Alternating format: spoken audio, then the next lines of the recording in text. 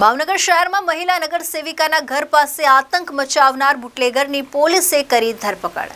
ભાજપના મહિલા નગર સેવિકા સેજલબેન ગોહિલ દ્વારા બોર તળાવ પોલીસ મથકમાં ફરિયાદ નોંધાઈ।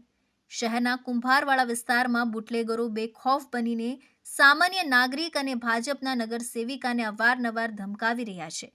બુટલેગરોના મુખ્ય સૂત્રધાર આશિષ પરમારની ડી ડિવિઝન પોલીસે ધરપકડ કરીને વધુ કાર્યવાહી હાથ ધરી છે। બોર તળાવ પોલીસ સ્ટેશન વિસ્તારમાં કુંભારવાડા મિલની ચાલીનો વિસ્તાર છે।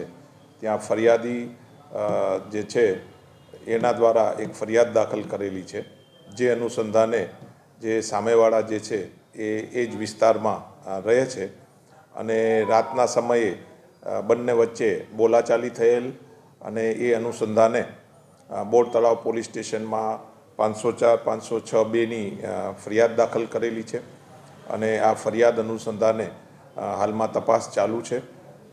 આ કામે આરોપી જે છે તેના અટકાયતી પગલાં લીધેલ છે।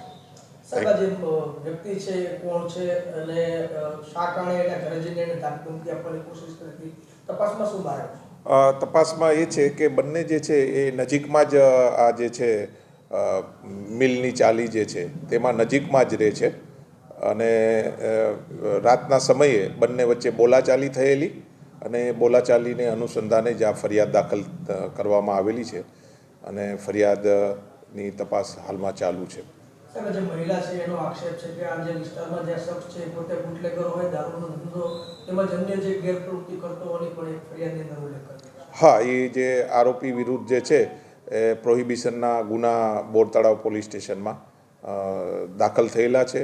આરોપી વિરુદ્ધ અવારનવાર રેડ કરવામાં બી આવેલ છે। Firoz Malek, ABC news Gujarat, Bhavnagar.